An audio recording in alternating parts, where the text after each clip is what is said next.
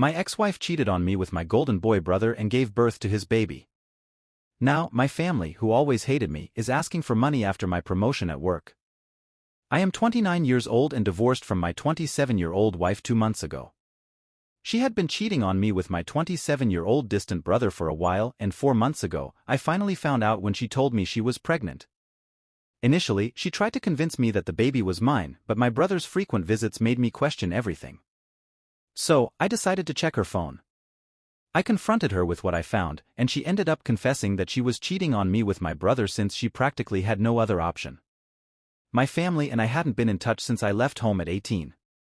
They always treated me like a stranger, even in my own family, and my brother was the golden child. To give you an idea, once I thought it was a bit strange to start the party without me, but then I saw the cake and completely lost my cool. Finally, I confronted my parents and asked why they hadn't organized a party for a real achievement for me. Instead, they told me that after my acceptance letter, they didn't want my brother to feel excluded. So, they threw him a party instead. They told me that instead of making a scene, I should be trying to elevate my brother too. That broke me completely, and that same day I decided never to go back to them, and I kept that promise. I paid my way through college with a loan and work. Then I rented a small apartment with a friend after graduating from college. I never spoke to my parents after moving out for college, and they didn't try to communicate with me either. Of course, years have passed since then, and last year my brother contacted me online to ask if I wanted to reconnect with him and my parents because they seemed to really miss me. A lot had happened since I left home 2 years ago. I married my ex-wife and led a very comfortable life, but I don't think I ever got over what happened with my parents. So, in the end, I agreed to meet them.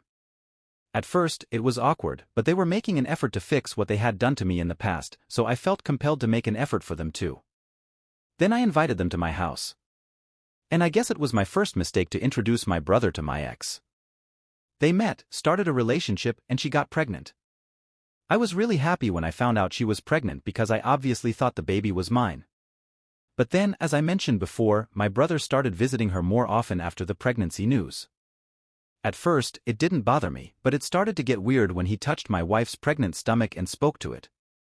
My ex told me it was no big deal, but I couldn't shake off the suspicion that my brother had more to do with the baby than he admitted. 6 months after the pregnancy, I decided to check her phone while she slept, and it confirmed all my fears. The messages between my ex and my brother proved that he was the father, and they had been together for a while. Not only that, my ex had no intention of letting me know that the baby wasn't even mine. They planned to tell me about the affair after the baby was born, and then she would divorce me to finally be with my brother while they would live off the alimony I would be paying. The next morning, I asked her about the messages, and although she tried to deny it at first, she finally gave in and confessed. That was the end of my 2-year marriage, and well, of course, my parents sided with my brother and my ex. All their words about both of us being equally important to them were just words after all. When my ex and my brother announced our divorce and their decision to get married on social media, my whole family fully supported their decision. No one cared that they had ruined my mental health and broken my trust. Not only that, my ex had been lying to me for 6 months, telling me that the baby was mine. I felt like I had not only lost my wife but also my child, and that hurt a lot. My parents told me that this was for the best and once again refused to admit that my brother had done something wrong to me. In fact, they told me that I should be happy that my ex and my brother had finally found happiness and that I should join the celebrations. Once again, I excluded them from my life, and that also ruined my divorce. My ex-wife took a large settlement sum in my car, all because my family sided with her in the divorce since she was with my brother. Now, she and her lawyer fabricated a story about how I was toxic and controlling, and I forced her to quit her job, although it was her own choice. My family reinforced this, saying that the reason they had excluded me in the first place was because of my misogynistic attitude and tantrums. So, the evidence was against me, and I lost a lot of money in the divorce. Fortunately, I was able to keep the house when the divorce was finalized. I was just glad to be done with all this crap and not have to see any of these horrible people ever again. Luckily, there's no waiting period for divorce where I live, and my ex-wife didn't contest it either, so I could resolve everything as quickly as possible to move on with my life. It was hard to forget all this, but I immersed myself in work and strove to be better to overcome this unpleasant episode as quickly as possible. It paid off because 2 weeks ago, I got a promotion. I recently landed a better position, a higher salary, and even a better company car. Basically, everything couldn't have been happier. So, I decided to treat myself to a solo dinner at one of my favorite restaurants. However, I made the mistake of posting about it online. Within a day or two, my mother contacted me asking me to visit them. I was puzzled about what they could want from me now, considering we hadn't even spoken after the divorce was finalized and they supported my ex and her lies. So, I decided not to help them. It was a big struggle for me because I felt terribly guilty for simply abandoning them. But then I realized that, well, they had been doing that to me all my life, and even in the divorce, they were the ones who betrayed me. So why should I think twice before doing the same to them? I told my mother to stop bothering me, or else I would have to involve my lawyers, and it wouldn't end well for them. Naturally, that annoyed them, and my brother showed up at my house a few days ago to talk to me.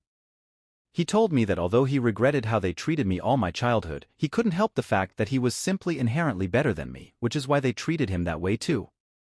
He also told me to stop behaving strangely with our parents, for doing what any other normal parent would have done in their place, and just help them since they are in a difficult situation, instead of holding grudges like a child. I laughed in his face for how absolutely delusional he sounded, talking nonsense. So, I told him that instead of trying to belittle and manipulate me into helping them, he should probably look for a job and not waste his time this way. That struck a nerve, I believe, and he started yelling at me, saying that I was only jealous that not only our parents but even my ex-wife preferred him over me, and I was getting back at him by denying money to my family. I didn't even bother to argue and just agreed with him, saying that all I was doing was getting back at him and there wasn't much he could do about it. So, he got very angry and told me he was going to come after me, force me to release the money one way or another, and that I would regret talking to him that way. Honestly, I'm not taking any of it seriously in the slightest. He can try to scare me all he wants, but it simply won't work because I know he's not capable of doing anything to me at all. I'm calm. Update 2. Well, 3 days ago, my brother visited me and tried to convince me to help them, but he was unsuccessful. My parents had tried it in the past and it hadn't gone well. So this time, my ex decided to call me and talk to me. I was skeptical about answering, but then I decided to do it anyway because if I didn't, they would probably come back and waste more of my time. So, I spoke with her, and it was incredible how arrogant and cruel these people can be. She started very politely and told me that as I already knew, she and her family were having financial problems. Although I understood that I had absolutely no need to help them after what they had put me through, she still wanted me to think about it and be the more mature person here. She tried to make me feel compassion by reminding me that my parents had paid for everything while I was growing up, and even she had done her best to be a good wife. Of course, except for the part where my parents didn't care about me at all, they always preferred my brother, and she ended up cheating on me with that same brother I used to complain about. So yeah, that didn't work at all, and I told her that although I felt sorry for what was happening to them, I was already spending a lot of unnecessary money paying her alimony, which technically she didn't even deserve since she cheated on me. But she managed to get it out of me because my family had no qualms about lying and making me look bad for their benefit. She started sobbing on the call and told me that I was being selfish and ruthless, which was ironic when she still refused to help. She said my brother was right and that she had no choice but to involve the law. She said she was going to demand a higher alimony now and take me to court to humiliate me once again. Honestly, I would like to see them try. The first time, I was so emotionally drained and depressed that I didn't even bother to fight back or try to prove them wrong. I just gave in and agreed to pay the alimony without even trying to prove that their claims were false. I was never toxic or controlling or any of those things they claimed, so she had no reason to cheat on me, and she didn't deserve a single dollar from the divorce. But well, I didn't care at that time and just wanted the divorce to end no matter the financial impact. This time, however, I'm ready to fight and make sure to teach my family the lesson of their lives.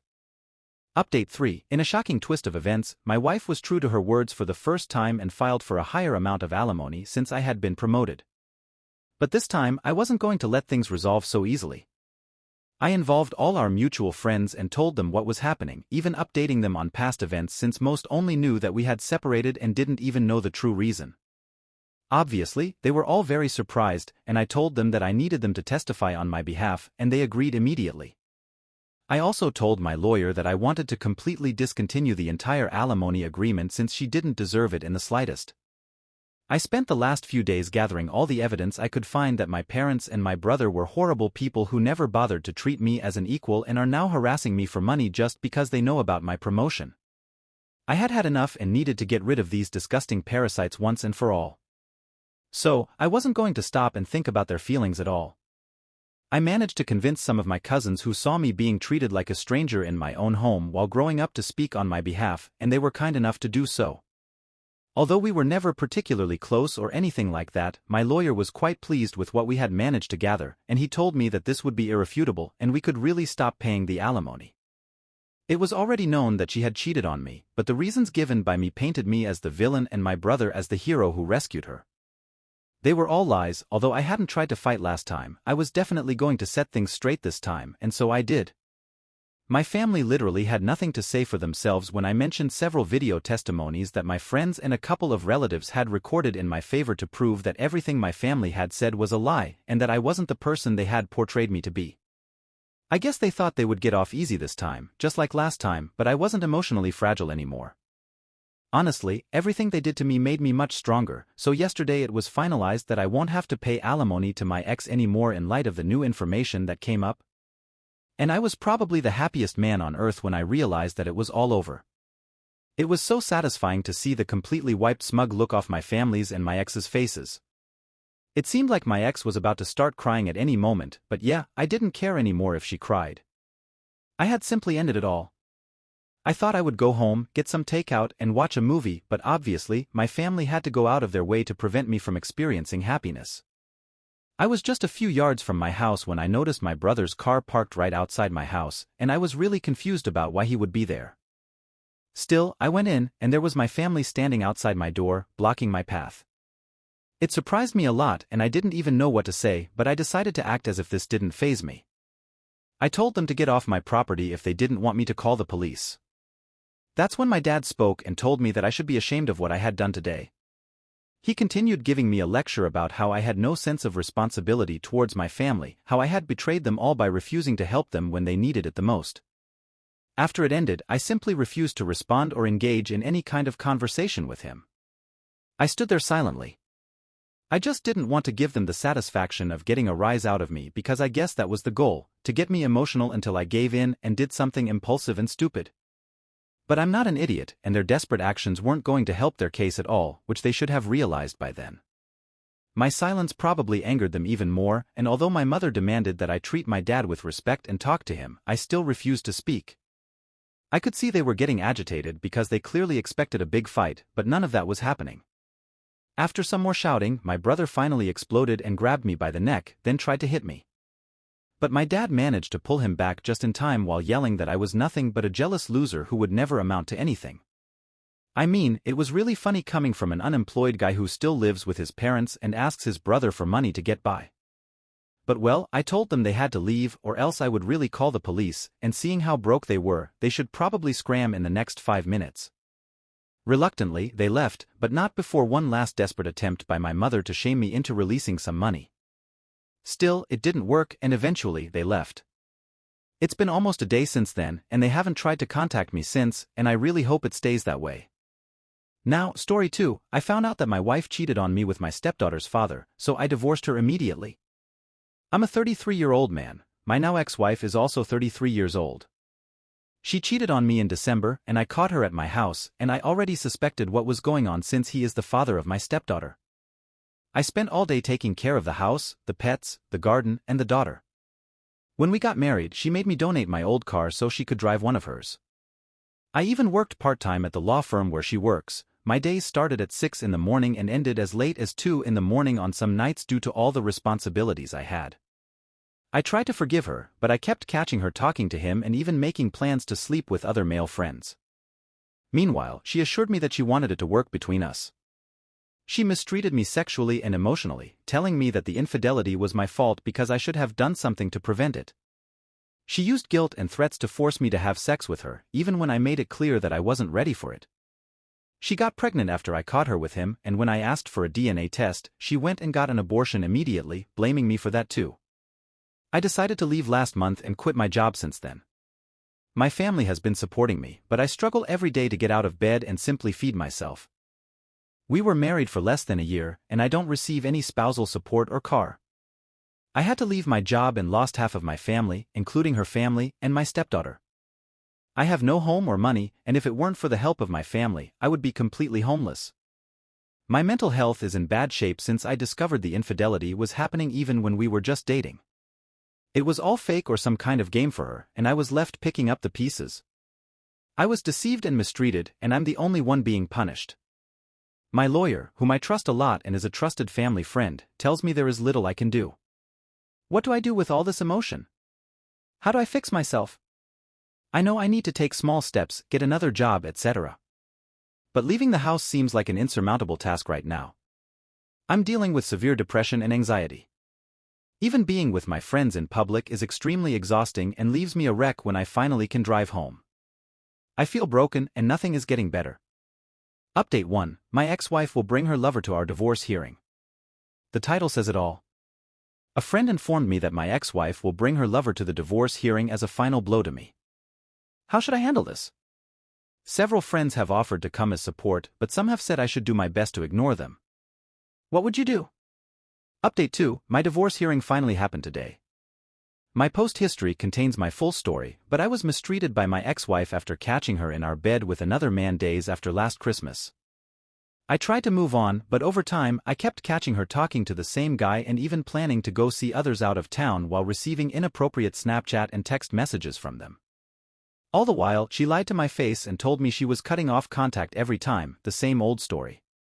I finally told her I was leaving and filing for divorce, and once again she told me if I left, she would kill me. Yet here I am, alive, and she's permanently out of my life.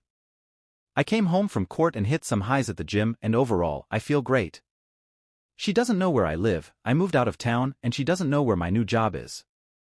This woman I loved so much and would have done anything for took it all away from me, my job, my car, my home, my stepdaughter, my marriage, my mental health, and potentially my baby, although I'm sure it was the lovers. She aborted it when I asked for a DNA test. This whole year has been an endless hell for me. And all the while, she blamed me for leaving and tearing our family apart. When I arrived this morning, I was already talking to my lawyer. We just had to be present and have the judge sign the documents. I never looked at her even once, not even when she tried to hand me mail from the house. I just grabbed it and kept walking. It wasn't until I got home that I noticed a note mixed in with my mail. The lover wasn't there because he impregnated another girl he was seeing. I tore it up and threw it in the trash. She had a loving husband and cheated on me, lied, and hurt me until I left, and she did it for a loser who also saw other girls anyway. The icing on the cake is that the lover doesn't like being a father, he's lazy, he hit my ex-wife when they were together, and he leaves his daughter with her mother every time he has her. She called him by his name and she called me dad because she barely knew the guy. Her own mother cried on Christmas as we shared a drink because she was so happy her granddaughter had me in her life. This new baby will only further ruin her life. My only hope is that whoever is having this baby gets away from him as soon as possible for the baby's sake. Despite my positive energy, I feel very alone today, and I'm alternating between being very happy and being very shut down. I'm sorry if I talk about this. I just feel very strange. I thought I would feel better, but honestly, I wish none of us were suffering.